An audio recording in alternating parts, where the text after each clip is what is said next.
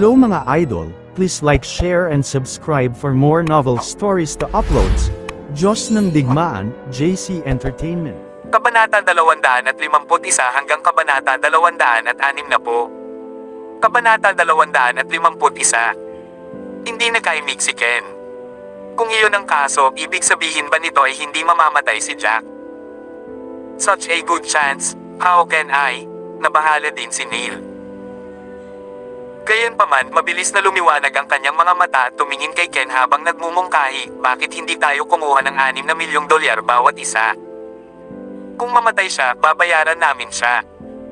Sa ganoong paraan, tiyak na hahayaan ng general manager na magpatuloy ang laban. Nagulat si Ken at natuwa agad. Siyempre, ang $6 na milyong bawat isa ay hindi masyadong marami. Kung mapapatay natin si Jack, kikita tayo ng malaki dito. Bloody H-le. Napakalaking pera pala talaga ng buhay ng batang ito.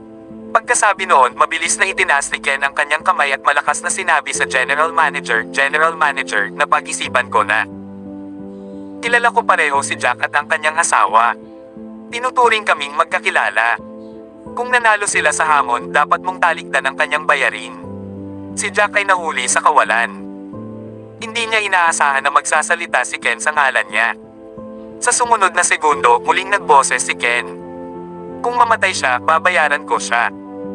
Napirmahan na niya ang consent form kaya dapat hayaan mo siyang subukan. Hindi nakaimik si Jack.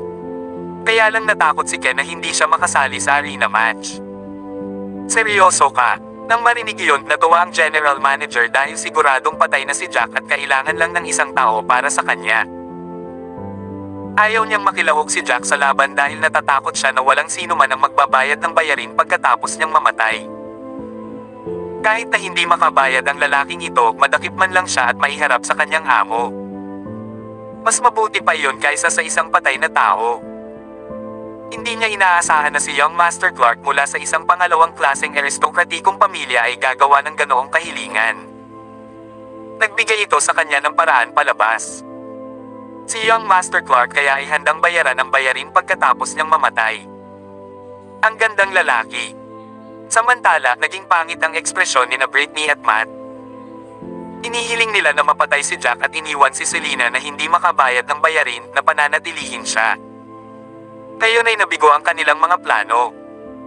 Kung namatay si Jack, may tutulong kay Selena na makaalis dito. Sa lalong madaling panahon, si Matt ay tila natauhan at ngumiti. Uy, mukhang maganda si Selena. Ang mga young masters na ito ay malamang na nagsisikap na manalo sa kanya. Ayos lang. Sa pagkamatay ng kanyang lalaki, sapat na iyon para turuan siya ng leksyon. Umisi si Brittany. Relax, tutuperin ko talaga ang pangako ko. Bukod dito, napakaraming tao rito upang magpatotoo. Binigyan ni Ken ng isang ngiti ang general manager sa katahimik na pamulong kay Neil sa tabi niya, Young Master Hugo, babayaran ko muna ang pera. Mamaya, kailangan mong ayusin ang kalahati sa akin. Huwag kang mag-alala. Kung patay na si Jack, pareho tayong magkakaroon ng pagkakataon. $6 na milyon lang yan, hindi ko dadayain ang pera mo. Masayang sagot ni Neil. Sige. MC, ituloy ang laban. Kumaway ang general manager sa MC at sinabing, dahil handa siyang ipagsapalaran ang kanyang buhay para lang makakuha ng libreng pagkain, hindi kami makikialam sa kanya. Sige, ipagpatuloy mo ang laban. Ang arena champion ay si O'Neil pa rin na may 11 sunod-sunod na panalo. Samantala, ang challenger namin ay si Jack. Isang walang pangalan na sundalo. Lahat. Mangyaring tumaya at tingnan kung ang aming Jack ay maaaring tumagal ng 10 segundo o 3 lamang. Masayang anunsyo ng MC, confident na tiyak na mamamatay si Jack. Pagkatapos nun, lumipat siya sa gilid. Bata. Papunta na ako. Kumagalpak ng tawa si O'Neil habang humahakbang patungo kay Jack. Hayaan mo akong tanggayan ka ng isang suntok. Kabanata 252. Si O'Neil ay may mapaglarong hitsura sa kanyang mukha. Kung titignan ang pangangatawan ni Jack ay parang mas maliit pa siya kay Dennis. With that, hindi man lang niya nagawang seryosohin si Jack. Gayunpaman, habang si O'Neil ay halos 1 metro ang layo mula kay Jack, bigla siyang kumilos. Tumalon siya sa isang iglap at itinaas ang kanyang kanang paa at nagpadala ng isang malakas na sipa sa leeg ni O'Neil. Ang hindi nakikita ay ang maikling kislap ng liwanag na dumating at nawala sa isang iglap. Tila nahuli siya ng tuluyan sa pag-atake ni Jack. Hindi sapat na mabilis na tumugon si O'Neil. Tinamaan na siya ng sipa kasabay ng pag-unat ng mga kamay niya paharap. Kasabay nito, marahang lumapag si Jack sa kanyang kinatatayuan, nakatalikod ang mga kamay. Siya ay tila napaka-carefree at relaxed. Ikaw, naramdaman ito ni O'Neil. Ang kanyang cervical vertebrae ay nabali sa isang iglap sa pamamagitan ng sipa. Gayunpaman, hindi iyon ang pinaka-nakakatakot. Ang hindi nakikitang agos na iyon ang bumaon ng malalim sa kanyang katawan mula sa kanyang leeg. Ang daloy ng enerhiya na iyon ay lubhang pabago-bago. Sa lahat ng loika, ito ay dapat na sumabog matagal na ang nakalipas. Gayunpaman, ito ay tila pinaghihigpitan ng isang bagay, sumasabog lamang kapag naabot nito ang mga partikular na lokasyon. Ang tiyan, dibdib, at isang dosenang iba pang bahagi ni O'Neil ay bumukas na tumalsik ng dugo sa lahat ng dako. Tumura siya ng isang subo ng dugo bago dumiretso sa sahig ng arena. Ano? Ang mga naghihintay na makitang mapatay si Jack ay natigilan. Wala pang isang segundo pagkatapos ng pag-atake ni Jack, napatay si O'Neil. Oh my God! Noong una, nag-aalala si Selina kay Jack, ngunit nang makita niya ang eksenang nasa harapan niya, laking gulat niya, bahagyang bamuka ang bibig. Inilagay niya ang isang kamay sa kanyang bibig habang hindi makapaniwalang nakatingin sa kanya. Tumahimik ang paligid sa isang iglap bago muling nagkagulo. Diyos ko! Pinaglaruan ba ako ng mata ko? Napatay si O'Neil sa isang iglap. Tama iyan. Paano namatay si O'Neil bago pa man siya makakilos? Imposible. Kahit si Marshall Dennis ay hindi kalaban ni O'Neil, ngunit pinatay siya ng batang ito sa isang sipa. Maraming tao ang nagsimulang sumigaw ng malakas. Kahanga-hanga. Si O'Neil ay anak ng Abturk na pumatay ng napakarami sa ating mga tao. Nararapat siyang mamatay. Napakaganda ng lalaking ito ni Jack. Oo, hindi ko ine-expect na ganito pala ang lakas niya. Talagang nagawa niyang patayin si O'Neil sa napakaikling panahon. Ang ilan sa mga manunood ay masigasig na naghiyawan. Oo, nanalo siya. Gumaman ang pakiramdam ni Hio at Rosa. Hindi nila ninais na mabalo muli si Selina pagkatapos na sa wakas ay bumalik ang kanyang asawa mula sa larangan ng digmaan. Napakaganda ng asawa ni Selina. Diyos ko, ang lakas niya ay mas nakila pa sa isang marshal. Excited din si Dylan. Motherfucker, patay na sa wakas ang sinumpaang Amerikanong iyon. Ay imposible. Napatulala sina Neil at Ken. Inaasahan nilang makita ang pagkamatay ni Jack at si Selina na umiiyak. Iyon ay magbibigay daan sa kanila na kumuha ng pagkakataon na aliwin siya. Maaaring naantig pa si Selina sa kanilang mga aksyon na nagbibigay sa kanila ng pag-asa. Hindi nila inaasahan ang pagliko ng mga pangyayari. Nanalo siya. Napatras ng ilang hakbang ang general manager, hindi niya natanggap ang resulta. Nangako si Young Master Clark na babayaran ang bayarin kapag natalo si Jack. Kabanata 253. Gayunpaman, ngayong nanalo si Jack sa laban, hindi na kinailangan ni Young Master Clark na tumulong sa pag-aayos ng bayarin. Sa katunayan, ayon sa mga alituntuning itinakda noon, kailangan nilang iwaksi ang bayarin ni Jack at bayaran pa siya ng $3 milyong na pabuya. General Manager, for this matter. Hindi namin inaasahan na mananalo siya. Mukhang nakaipon lang tayo ng pera. Nakangiting sabi ni Ken sa kabila ng pagkadismaya sa kaibuturan. Umiti si Jack nang walang pakialam at kumaway kay Ken. Salamat Young Master Clark sa pagbabantay sa likod ko para makalaban ako ng walang pag-aalala. Walang anuman. Magkakilala tayong lahat at kaibigan ko pa nga si Selina. Sabay tawa ni Ken na parang may mabuting pakikitungo kay Jack. Malamig ang ekspresyon ng mukha ni Selina habang nanatiling tahimik. Noong nakaraan, dinala ni Ken ang kanyang sarili na parang isang maginoo. Tinuring pa niya ito bilang isang tunay na kaibigan. Gayunpaman, mula nang ang taong ito ay pumunta sa kanyang bahay at sinubukang pilitin itong givein, sa wakas ay nakita na niya ang dalawang mukha na katauhan na ito. Bukod dito, ang kanyang pagpayag na bayaran ang bayarin para kay Jack ay may lihim na motibo. Una, ito ay upang ipagpatuloy ng general manager ang laban upang mamatay si Jack. Pangalawa, ito ay upang makapuntos ng brownie sa kanya. Ang bayarin ay umabot ng higit sa 10 milyong dolyar pagkatapos ng lahat. Kung siya ang nagbayad ng bill, baka nahawakan talaga ang ibang babae at itinapon ang sarili sa kanya. Sa kasamaang palad, hindi lamang maganda si Selena, ngunit biniyayaan din siya ng katalinuhan. Matagal na niyang nakikita ang panloloko ng kabilang partido. Napakalakas. Napakalakas mo. Jack, ikaw ang aking bayani. Naluluha ang chubby na manager na si Wayne. Napakagaling mo sa pagligtas sa idol kong si Dennis. Ngayon isa ka na rin sa mga idolo ko. Nang marinig iyon, nalilito si Jack kung paano tutugon. Paano nga ba siya naging idol ulit? Kuya Dennis, inanap siya ng ilang lalaki na kamukha ng mga kaibigan ni Dennis at mabilis na tumakbo paakyat sa stage ng arena. Kuya Dennis, okay ka lang? Masyadong matindi ang mga sugat mo. Ano ang dapat nating gawin? Tumawag ka ng ambulansya.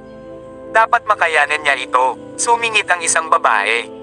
Hindi na kailangan yan. May gamot ako dito. Hayaan mo na lang siyang kunin iyon at iuwi para gumaling. Lumapit si Jack at yumuko kay Dennis, naglagay ng black medicinal pill sa palad niya. Hinawakan ng mahigpit ni Dennis ang tableta at tumingin kay Jack na duguan ang mga mata. 3. Napahiya ko ang ating Daxia military. Isave ang iyong mga salita.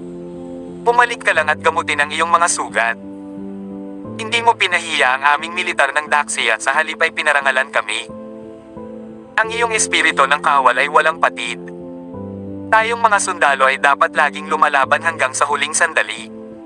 Kailangan nating sumulong kahit hanggang sa ating kamatayan. Isang ngiti ang ibinigay ni Jack kay Dennis bago tuluyang tumayo. Kumuha siya ng sigarilyong white sand at sinindihan ito. Kuya Dennis, tatawag na ba tayo ng ambulansya? Maasahan ba ang gamot na ito? Tanong ng isang lalaki na nakakunot ang noo. Pagtatrabaho ito. Iuwi mo na lang ako. Inilagay ni Dennis ang tableta sa kanyang bibig at nilunok iyon. Alam niya sa kanyang puso na si Jack, ang Supreme Warrior, ay hindi lamang mahusay na kumitil ng buhay, ngunit pareho ring mahusay sa pagliligtas sa kanila. Sa larangan ng digmaan, napakaraming mga sundalo ang na-diagnose na hindi na makaligtas, ngunit lahat sila ay binuhay muli ni Jack. Iyon ang dahilan kung bakit nagkaroon ng isa pang hindi gaanong kilalang titulo ang Supreme Warrior, Supreme Healer. Ang lalaking tulad niyan ay karapat-dapat na sambahin ng lahat ng militar ni Daxia. Nadala tuloy si Dennis. Nang mga sandaling iyon ay namumula na ang mga mata ni Selena at hindi na niya napigilan ang sarili. Nagmamadali siyang umakyat sa entablado at tumakbo sa mga bisig ni Jack, pinunasan ng kanyang sexing labi. Ang galing mo. How dare you give me a scare like that? Dito ko iniisip na baka hindi ka niya kakampi pero napakalakas mo pala. Honey, nasabi ko na sayo. Madaling patayin ang basurang ito. Tumawa si Jack pagkatapos ay tumingin sa General Manager at sinabing, General Manager, tutuperin mo ang iyong mga salita, tama ba? Kailangan mong i-wipe ang aming bill. At saka, ang 3 milyong dolyar na reward na iyon, gusto ko ng cash. Kabanata 254. Saglit na umitim ang mukha ng General Manager. Ito ay hindi isang simpleng 10 o 20,000 dolyar, ngunit 12 milyong dolyar. Higit pa rito, kung hindi para sa naunang diskwento, ito ay higit sa 14 milyong dolyar. Kung tinalikuran niya ang bayarin na iyon at nagbayad pa rin ng 3 milyong dolyar, hindi lang ito isang kalugi, kundi isang malaking hit para sa kanyang negosyo. Pagdating ng panahon, pati ang kanyang amo ay pinagsasabihan at pinapayuhan siya na huwag hayaang makilahok si Jack sa laban. Gayunpaman, pagkatapos ng ilang pag-iisip, mabilis siyang napangiti. Ano ang tungkol dito, kapatid? Makakarating tayo sa isang kompromiso. Sobra lang ang gastos mo. Ang mga gumastos ng kanilang pera dito. Kabilang ang mga customer na nag-book ng isang pribadong lockery hall para sa kanilang sarili, ay kailangan lamang magbayad ng humigit kumulang 1 hanggang 2 milyong dolyar. Hindi mo ba naisip na medyo over the top na i-waive namin ang napakalaking bill para sa iyo bilang isang bagong customer? Pagkasabi noon, kuminto muna siya saglit bago nagpatuloy, ano naman dito, bibigyan kita ng 50% discount. Ang iyong nakaraang bill ay higit sa 14 na milyong dolyar. Bibilhin ko ito para sa iyo sa 14 na milyong dolyar. Idagdag ang 50% diskwento, $7 milyong lang ang kailangan mong bayaran. After that, he reconsidered and added, of course, we'll be giving you the reward. Ang pagbabawas ng $3 milyong mula sa iyong premyong pera, kailangan mo lang kaming bayaran ng $4 milyong. Ano? Matapos gumastos ng humigit kumulang $14 milyong, $4 milyong na lang ang kailangan niyang bayaran. Hindi ba't napakalaking benepisyo para sa mag-asawang iyon? Sa kabila ng kwarto, nakasimangot si Matt. Wala akong pakialam. Hanggat hindi pa ganap na nai-waive ang kanyang bill, sapat na iyon.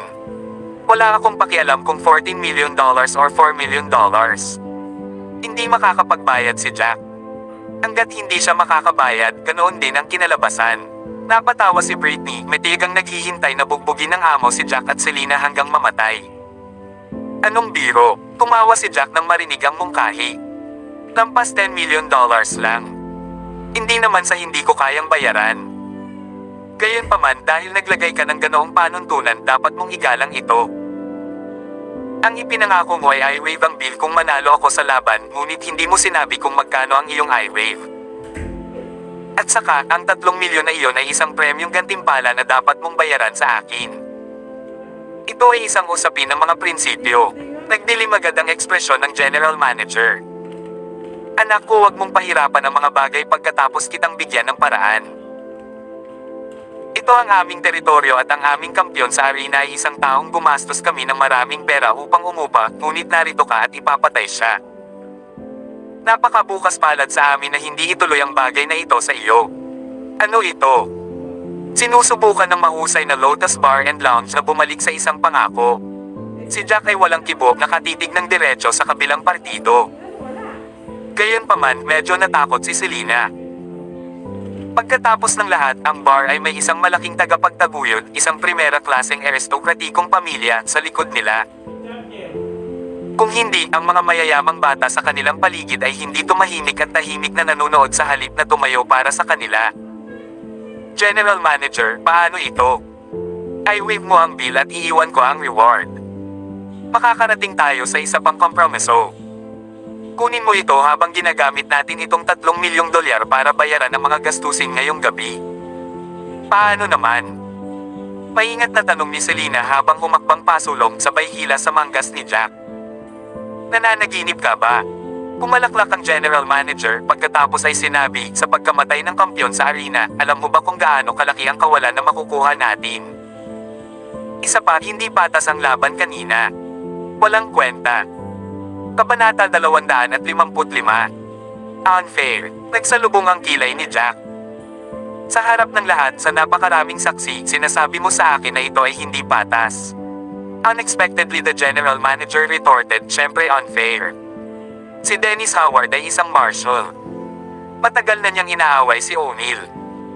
Bagamat nanalo si O'Neill, maaaring natamo niya ang malubhang pinsala. Maaaring ang kanyang panloob na pinsala ay hindi kumilos ng mas maaga. Sa puntong iyon, huminto sandali ang general manager bago nagpatuloy, ikaw, sa kabilang banda, ay nasa iyong tuktok at hinahamon ng isang nasugatan na lalaki. Sa tingin mo ba makatarungan iyon? Hindi ko akalain na mapapatay mo siya kung hindi siya nasaktan.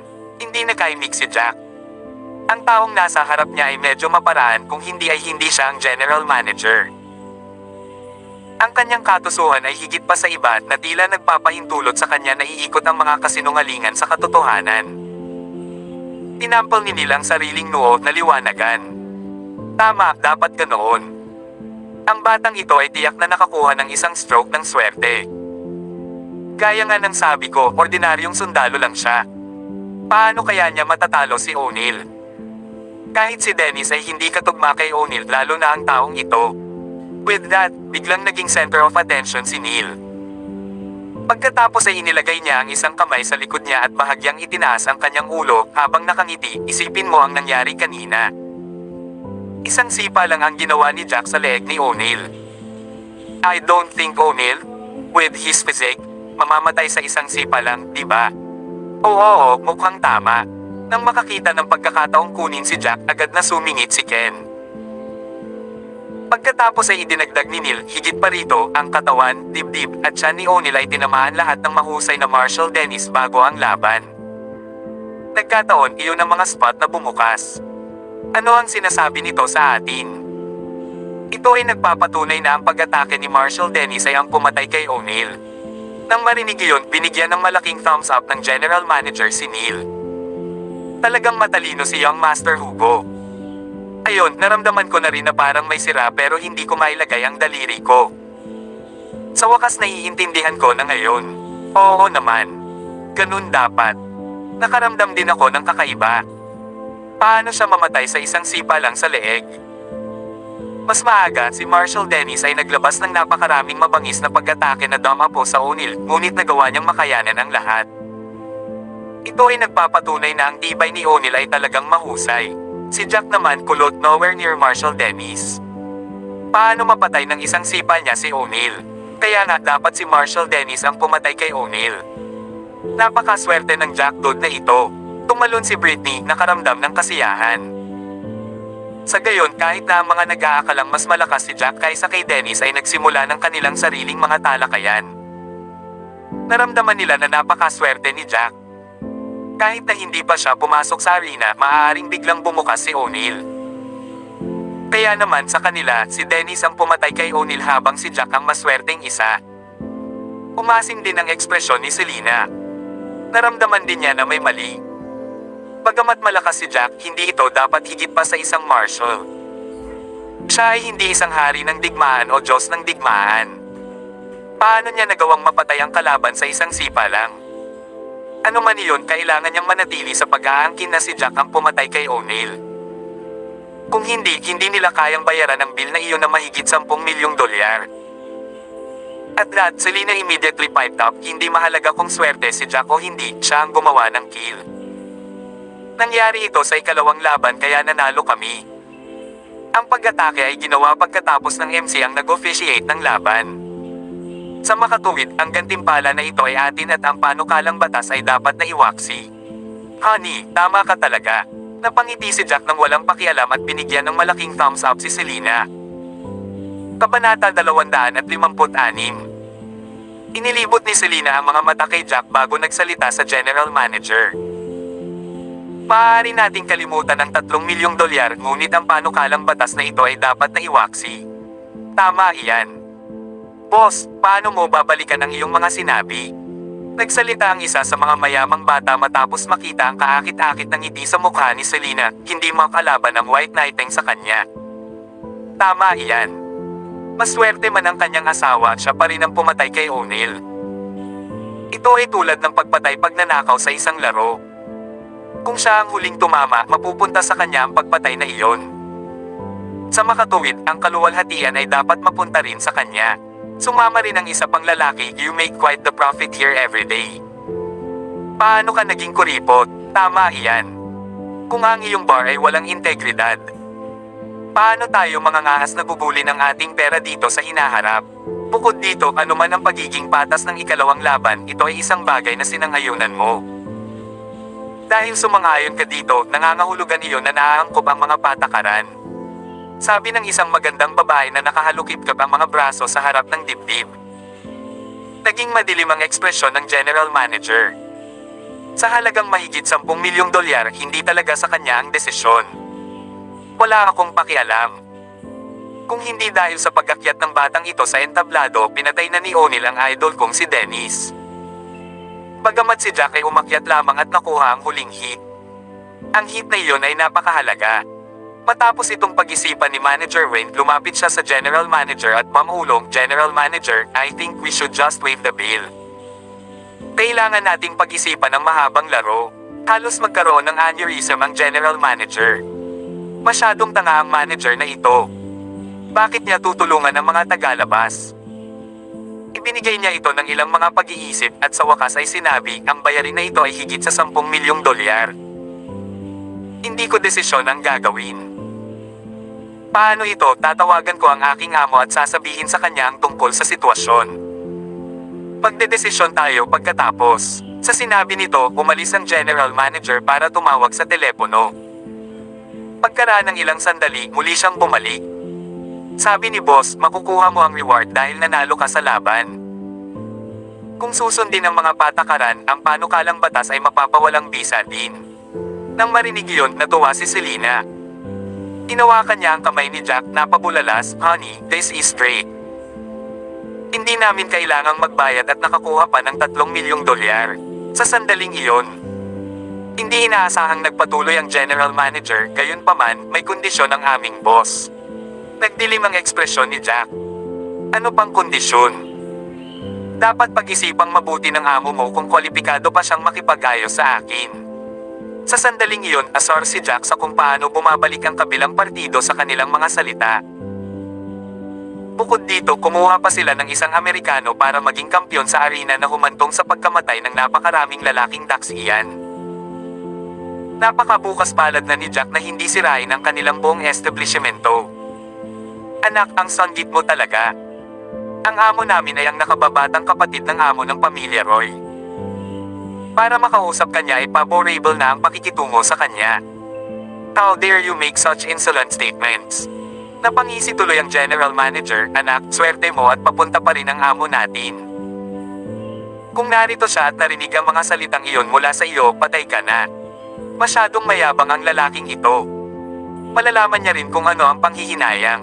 Ungol ni Britney sa nagngangalit na mga ngipin. Sa orihinal, dapat ay aalis na silang lahat pagkatapos ng laban sa arena. Gayunpaman, dahil sa curiosity, hindi umalis sa venue ang mga nanood ng arena match. Lahat sila ay interesadong malaman kung anong kondisyon ang hihilingin ng amo ng Lotus Bar and Lounge. Mukhang ayaw ng kanilang amo na pabayaan si Jack sa pagkain at bigyan siya ng 3 milyong dolyar na pabuyan ng ganoon din kadali. No. Isang Supreme Warrior Kabanata 0255 No. Isang Supreme Warrior Kabanata 0257 ay bookmark ang kabanatang ito, bumalik sa pahina ng novel at listahan ng kabanata virtual novel mula noong 2020 binuo ni Nunes. BSD, Indonesia 15,311 Filipino. Inilibot ni Selena ang mga mata kay Jack bago nagsalita sa general manager.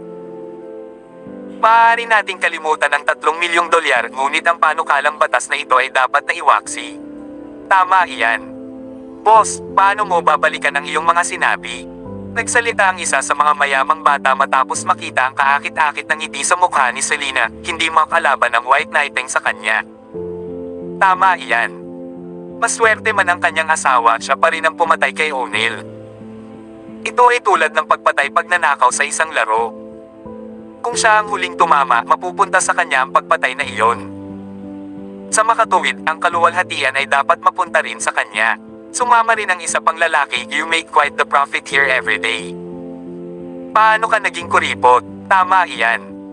Kung ang iyong bar ay walang integridad, paano tayo mga ngahas nabubuli ng ating pera dito sa hinaharap? Bukod dito, anuman ang pagiging patas ng ikalawang laban, ito ay isang bagay na sinangayunan mo. Dahil sumang-ayon ka dito, nangangahulugan iyon na naaangkop ang mga patakaran. Sabi ng isang magandang babae na nakahalukip-kap ang mga braso sa harap ng dibdib.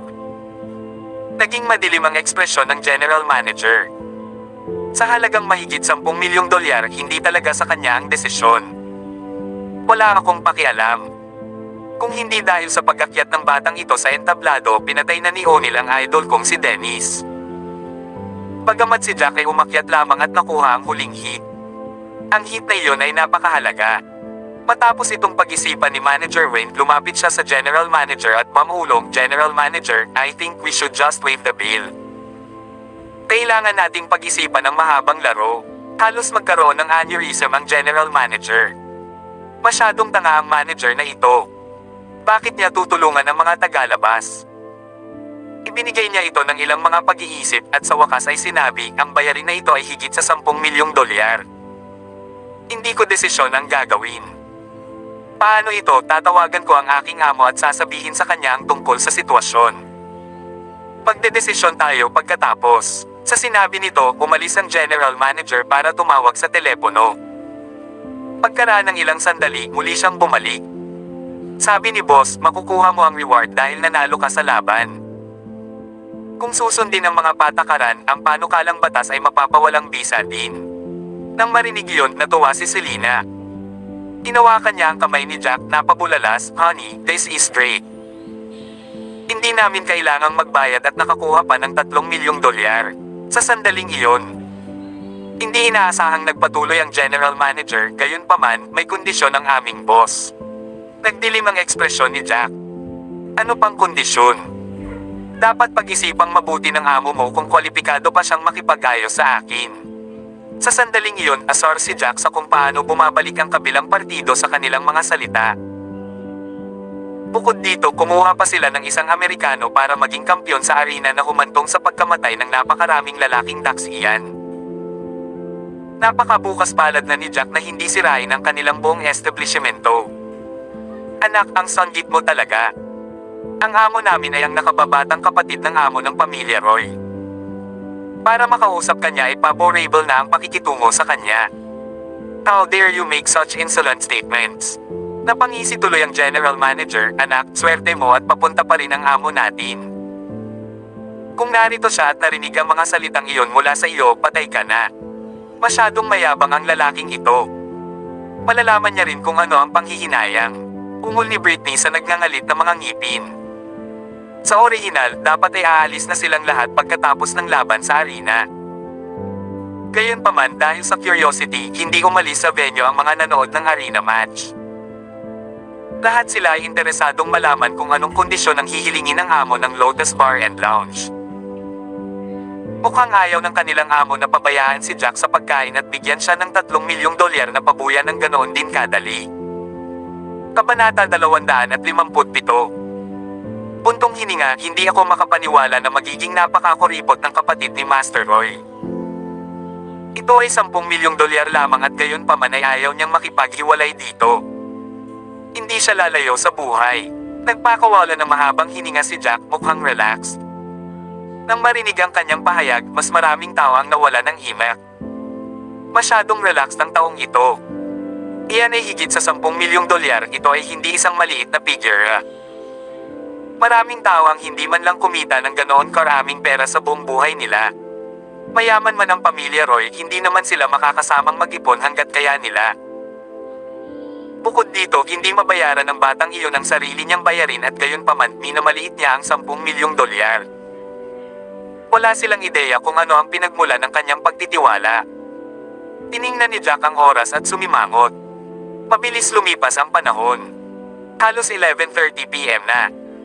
Bibigyan ko pa ng 10 minuto ang boss mo. Kung hindi siya dumating in 10 minutes, aalis na ako. Kailangan ko pang matulog. Pagkasabi noon, inunat ni Jack ang kanyang likod bago nagpatuloy, kung hindi, baka malate ako sa trabaho bukas. Kaya mo bang pasanin ang responsibilidad na iyon? Napatulala ang lahat. Masyadong magaling umarte ang batang ito, talagang talented. Paano niya nagagawang paikutan ang kanyang dine at magdadaldal sa isang bagay na walang kabuluhan? Higit sa lahat, sinabi pa niya na ang isang tao mula sa isang first-class na aristokratikong pamilya ay maaaring hindi makayanan ang responsibilidad na siya ay huli sa trabaho. Magkano ang sahod mo? Anong uri ng trabaho ito? Ibahagi mo sa amin. Gusto kong malaman kung kaya nating pasanin ang responsibilidad na ito. Isa akong general manager na may mababang sahod. $550,000 lang ang monthly income ko. Magkano ang kinikita mo sa isang araw? Babayaran kita, okay. Tawa ng tawa ang general manager na para bang nanonood ng comedy. Ang $550,000 sa isang buwan ay napakabuti. Oo, ang buhay ng general manager na ito ay lubos na marangya. Ang ilang mga tao ay nagsimulang mag-usap sa kanilang sarili. Samantala, ang mukha ng general manager ay puno ng kaligayahan, ninanamnam ang sandali. Bodyguard lang ako. Napangiti si Jack pagkatapos ay nagpatuloy, gayunpaman, ang aking buwanang sahod ay $20 milyong. Kung sisirain natin ito, dapat ay $666,000 kada araw. Dahil plano mong bayaran ang sweldo ko sa loob ng isang araw, bubuuan ko ito para sa iyo. Pababayaran mo lang ako ng $600,000. Nakatayo sa tabi niya, napatulala si Selena. Masyadong matapang si Jack. Sinadya lang niyang awayin ang kabilang partido. Kung talagang asar sila, magkakagulo ang mga bagay-bagay. Gaya ng inaasahan, ang ekspresyon ng general manager ay naging pangit sa pangalawa. Kinagat niya ang kanyang mga ngipin. Anak, bodyguard ka na may monthly pay na $20 million. Iniinsulto mo yata ang katalinuhan namin. Sino ka lang sa tingin mo? Kung sasabihin mong isa kang Marshal o King of War, baka maniwala ako sa iyo. Gayunpaman, wala ka. Normal bodyguard ka lang. Sa tingin mo ba maniniwala ako sa iyo? Pagkasabi noon, itinuro niya ang ilang malalaking lalaki na naka-black suit at sinabing masyadong mayabang ang batang ito. Turuan mo siya ng leksyon habang papunta ang amo. Kunin ito bilang pagtatasan ng kanyang lakas. Pinatay ko na si O'Neil pero hinihiling mo sa mga basurang ito na patayin ako. Ano ka ba, tanga? Tumingin si Jack sa ilang malalaking lalaki, pakiramdam na walang magawa. Ang mga ordinaryong bouncer na ito ay hindi gaanong katapat para sa kanya. Anak, huwag mo kaming maliitin. Retiradong mersenaryo kaming lahat. Sa tingin mo ba average lang tayo, Diyos? Tama iyan. Masyadong masungit ang batang ito. Kailangan natin siyang turuan ng leksyon, kung hindi ay mananatili siyang malinlang sa kanyang lakas. Ang mga malalaking lalaki na naka-black suit ay matagal nang inis kay Jack. Mabilis nila siyang pinalibutan. Lahat po, huwag po kayong mag-away. Pwede nating pag-usapan yan. Natakot si Selena nang makita ang napakaraming malalaking lalaki. Honey, bumalik ka na. Dahil nangangati na sila, magbabanat ako ng konti. Sabi ni Jack na may nakaka-relax ng ngiti. Kabanata 258. Gayunpaman, hindi umatras si Selena. Sa halip, kinailan niya si Jack pabalik at sinabi sa tono ng pag-aalala, pakiusap, itigil ang pakikipag-away. Ang kanilang amo ay mula sa isang first class na aristokratikong pamilya. Kung sasaktan natin sila, katumbas ito ng pananakit sa isang first class na aristokratikong pamilya. Pilit na ngumiti si Jack. Saka tumingin sa mga tao sa likuran niya bago nagsalita, Honey, sa tingin mo ba hindi ka na makipag-away ngayon? Kusa na silang lumapit sa amin. Dapat ba akong tumayo dito at hayaan silang patayin ako? Sa wakas ay napagtanto ni Selena na huli na ang lahat. Nagutos ang general manager na ilabas ng kanyang mga alipin si Jack. Hindi sila maaaring maging nakaupo ng mga pato. Napaisip siya pagkatapos ay umatras ng ilang hakbang. Mag-iingat ka kung ganoon. Kahit na kaya mo silang talunin, mangyaring huwag silang patayin. Sa oras na iyon, ang sitwasyon ay hindi na may iligtas. Tumango si Jack. Relax, utos lang sila nagtatrabaho. Siyempre hindi ko sila papatayin. Nakakatuwa talaga kayong dalawa. Sinusubukan mo bang magsagawa ng skit para sa amin sa oras na tulad nito? Tumawa ang isa sa mga malalaking lalaki. Parang akala nila matatakot tayo sa usapang ito. Sa tingin mo ba pinatay mo si O'Neil gamit ang iyong kakayahan? Maswerte ka lang na nakagawa ka ng huling hit ng si O'Neil ay malubhang nasugatan. Sabi ng isa pang lalaki. May isa pang lalaki na napangiti. I'm guessing that Marshal Dennis must have known some terrifying fist technique. Ang lakas ng kanyang fist technique ay nakasalalay sa kakayahan nitong mag-iwan ng matagal na enerhiya sa katawan ng kalaban pagkatapos ng pag-atake. Maaaring hindi ito gaanong at halos hindi maramdaman ng kalaban ang pinsala. Gayunpaman, kapag ang enerhiya ay nakolekta at umabot sa isang tiyak na oras, ito ay sesabog. Kaya sa wakas ay bumukas ang katawan ni O'Neil. Sa puntong iyon, tumigil siya saglit at pagkatapos ay nagpatuloy, ikaw naman, sinuwerte lang at sinipa si O'Neil nang sumabog ang enerhiya. Kaya ganoon iyon. Gaya ng inaasahan sa isang marshal, napakahimala na pamamaraan ng kamao. Kaya pala, dito ako nagtataka kung paano ang isang walang pangalang sundalong tulad niya ay agad na naalis si O'Neil. Kaya iyon ang dahilan. Napakaswerte niya talaga, at naiintindihan ko na ang iba pang mga bystanders ay pagdating sa kanilang sariling realization. Ang eksena kung saan pinatay ni Jack si O'Neil sa isang sipa lang ay labis nilang ikinagulat, hanggang sa puntong naisip nila na si Jack ay isang hari ng digmaan o maging ang Diyos ng digmaan. Sa karagdagang pagsasaalang-alang, sa wakas ay nalaman nila ang dahilan. Nang makitang pareho ang naging conclusion ng lahat, gumaan ang pakiramdam ni Jack. All the while, gusto niyang maging low profile. Nais lamang niyang manatili sa tabi ng kanyang asawa at anak na babae at lumipas ang kanilang mga araw sa kapayapaan ng hindi naaabala. Kung hindi, magkakaroon siya ng mga taong naghahanap upang makuha ang kanyang pabor saan man siya magpunta sa mga hindi tapat na salita. Ang pag-iisip pa lang ng ganoong buhay ay sumasakit na ang ulo niya. Kung hindi dahil doon, hindi na kailangang magsuot ng maskara o shades ang sarili niyang alagad na sila na Zex bago lumabas. Kanina para mailigtas si Dennis, napilitan siyang kumilos. Gayunpaman si Dennis ay isang marshal. Kung matalo niya si O'Neil, ilantad niya ng sarili niyang lakas at magdadala ng mga hinala. Upang itago ang kanyang pagkakakilanlan at panatilihing sikreto ang kanyang nakakatakot na lakas. Ginawa ni Jack ang hakbang na iyon na nagparamdam sa lahat na ang pagkamatay ni O'Neil ay malamang na dahil kay Dennis. Siyempre, maswerte rin siya na nakalaban ni Dennis si O'Neil sa isang dragged out na laban at napakaraming suntok ang napunta sa kanyang kalaban. Talagang nagkaroon ng kaunting pinsala ang kanyang kalaban kaya ginawa itong isang kapanipani walang kwento. Tungkol naman sa kanyang pagsipa sa leeg ni O'Neil na humantong sa pagkawasak ng kanyang dibdib at tiyan, sinadya itong gawin para maramdaman ng iba na may sira. Madi-divert din ito ang atensyon nila kay Dennis. Tama ka. Tiyak na iyon ang nangyari. Sa hindi inaasahang pagkakataon, nakangiting inamin ito ni Jack. Gayunpaman, pamaling siya sa malalaking lalaki at sinabing, "Bagaman hindi ako kalaban kina Dennis at O'Neil, kaya ko pa ring harapin ang iilan sa inyo. Hindi kami mahina gaya ng iniisip mo." Isang lalaki ang sumugod sa kanila pagkatapos tumawa ng malakas, nagpadala ng suntok kay Jack. Bahagyang lumingon si Jack sa gilid at iniwasan ang atake ng kalaban. Sa pamamagitan ng isang backhanded pull, isang malakas na surge of force ang naging dahilan upang mawalan ng balanse ang kalaban dahil agad itong bumagsak sa lupa. Motherfucker, ang bilis mo. Dalawang iba pang mga lalaki ang sumalakay kay Jack mula sa magkaibang direksyon. Kabanata 259. Nagpadala si Jack ng dalawang magkasunod na sipa na nagpalipad sa kanyang mga kalaban bago sila bumagsak ng malakas sa sahig. Pinaliktad niya ang kanyang mga kamay para sa dalawa pang suntok na natangay ng isa pang dalawang lalaki.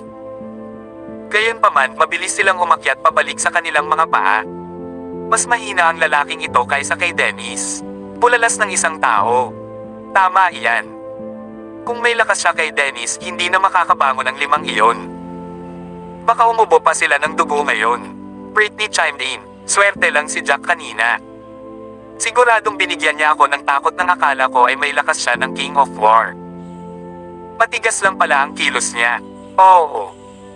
Sa pagsubok na ito, ang kanyang tunay na lakas ay malalantad anumang oras sa lalong madaling panahon. Tumango naman si Matt. Kung hindi para sa Marshal Dennis na gumugol ng maraming oras sa pakikipaglaban kay O'Neil, si Jack ay napatay kaagad. Kayo, sumali kayo. Tiningnan ng general manager ang isa pang napakalaki na lalaki at sinabing sabay-sabay mong puntahan siya. Ayaw kong maniwala na matatalo tayo sa lalaking ito. Sa sandaling iyon, ang iba pang ilang mga lalaki na hindi sumali sa away ay biglang sumugod kay Jack ng sabay-sabay. Sa kasamaang palad, hindi pa rin sila kalaban ni Jack at sunod-sunod silang pinalipad. Makalipas ang ilang oras, lahat sila ay nakahandusay sa lupa at ang ilan ay umubo pa ng dugo. Walang silbi. Ni hindi mo siya matatalo sa sobrang dami mo. Galit na ikinuyom ng general manager ang kanyang mga kamao habang sumisigaw. Napatingin si Jack sa gawin niya, saka kumaway sa kanya. Dahil sinabi mo na wala silang silbi, dapat kang lumapit sa akin. Pagkasabi nito, ibinigay sa kanya ni Jack ang gitnang daliri, lalo pang tinutuya siya. Halika, halos magkaroon ng aneurysm ang general manager. Backseat driver lang siya dahil wala siyang alam sa pakikipag-away. Sa sandaling iyon, pumasok ang isang lalaking may malaking palbog na tiyan kasama ang ilang lalaking nakasuot ng itim na suit na may hawak na tabako sa kanyang kamay. Bakit kayo nag-aaway? Nagbigay ang lalaki ng aura ng isang ruler. Bagamat katamtaman ang kanyang hitsura, malakas ang kanyang presensya. Boss, ang batang ito ay walang galang. Sinasabi niya na hindi ka karapat-dapat na makipag-ayo sa kanya. Isa lang itong tahasang paninirang puri sa ating pamilya, Roy. Kaya sinabi ko sa kanila na medyo pagalitan siya. Gayunpaman, ang batang ito ay hindi inaasahang malakas, kaya magalang na ulat ng manager pagkatapos niyang humakbang pasulong at yumuko. Kuminga ng mabagal at mahabang buga ang lalaking may hawak ng tabako bago sinabing basta malakas siya. Nag-aalala ako na hindi siya magiging malakas. Pagkasabi niyo na inilainggan niya si Jack. Bata, kaya kung i-slide lahat ng ating mga nakaraang salungatan. Ang panukalang batas na ito na $10 milyong ay maaari ding iwaksi. Tungkol naman sa 3 milyong dolyar na reward sa iyo na rin iyon. Sa puntong iyon puminto muna siya saglit bago napangiti. Gayunpaman pinatay mo ang eksperto na ginugol ko ng malaking halaga para kunin bilang kampyon sa arena. Nahihirapan akong patakbuhin ang negosyo ko sa hinaharap. E ano ngayon? Hindi ba pinapirma sa amin ang iyong laban sa arena ang isang form ng pahintulot? Hindi kaya ang arena champion lang ang pwedeng manalo habang ang ibang challengers ay matatalo lang? Pang-uuyam ni Jack na may malamig na ngiti. Hindi iyon ang ibig kong sabihin. Ako, si Kitten Roy, ay hindi isang taong hindi kayang mawala. Dahil medyo malakas ka, sana ay makapagtulungan tayo at ikaw ang susunod na kampyon sa arena. Kabanata 206 na po. Ano? Kinukuha niya siya bilang kampyon sa arena. Pulalas ng ilang tao nang sa wakas ay naunawaan na nila ang nangyayari. Delikado maging champion sa arena. Ang pakikipagtagpo sa isang eksperto ay magiging kasing ganda ng kamatayan. Kahit na ang kalaban ay mabait na hindi pumatay, malamang na siya ay may kapansanan. Sabi ng isa pang nakabantay. Gayunpaman, ang kampyon sa arena ay isang kumikitang posisyon. Ang sweldo ay hindi tinatala kada buwan ngunit sa halip ay bawat laban.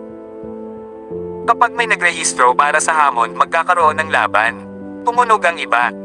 Ang swerteng lalaki. Na-wave niya ang kanyang build, nakakuha ng 3 milyong dolyar at higit sa lahat nakahanap siya ng trabaho. Hindi na kaimik si Matt. Noong una ay umaasa siya kay Jack na tanggapin ang hamon at mapatay ni O'Neil para lamang makadagdag siya sa paghihirap ni Selena. Hindi niya inaasahan na ganito ang kalalabasan. I'm sorry pero hindi ako interesado. Bukod dito, ipinapayo ko sa iyo na itigil ang mga aktibidad na ito kung hindi maaaring sarado ang iyong bar. Paalala ni Jack sa kanya sabay kibet ng balikat. Kuya, marunong ka talagang magbiro. Ito ang teritoryo ng isang first class na aristokratikong pamilya. Ang isang ordinaryong tao ay walang autoridad na isara ang lugar na ito. Kumagalpak ng tawa si Kitten saka pinaikit ang mga mata. Hindi ako mahilig magpatalo. Tatanungin kita sa huling pagkakataon. Ikaw ba ang magiging kampyon sa arena? Pareho ang sagot. Hindi interesado. Muling nagkibit balikat si Jack, matatag sa kanyang desisyon. Pinipili mo ang hindi gaanong kanais-nais na opsyon sa isang mapang uyam ng ngiti, ikanaway ni Kitten ang kanyang kamay. Rocky, paluhan mo siya. Bukod dito, dapat niyang bayaran ang bawat sentimo para sa bayarin ngayong gabi. Kung hindi, huwag mo siyang hayaang umalis. Oo, boss. Si Rocky ay isang lalaking may isang mata. Pinasa niya ang kanyang mga kamao bago humakbang. Mukhang mas malakas ka kaysa sa mga lalaking ito. Sinulyapan ni Jack ang malalaking lalaki na nakasot na nakahiga sa sahig. Masasabi niyang hindi simpleng tao si Rocky. Mula sa kanyang paglalakad ay may napansin siyang kakaiba. Siyempre, ang isang taong tulad nito ay hindi mahalaga kay Jack. Magandang obserbasyon. Umisi si Rocky. Kung ganoon, natatakot ka ba? Hindi talaga. Hindi ako kailanman natakot sa loob ng 5 taon ko sa larangan ng digmaan, lalong hindi dahil sa iyo. Pilit nang umiti si Jack. Masyado kang confident, sagot ni Rocky habang naghahanda sa pag-arte.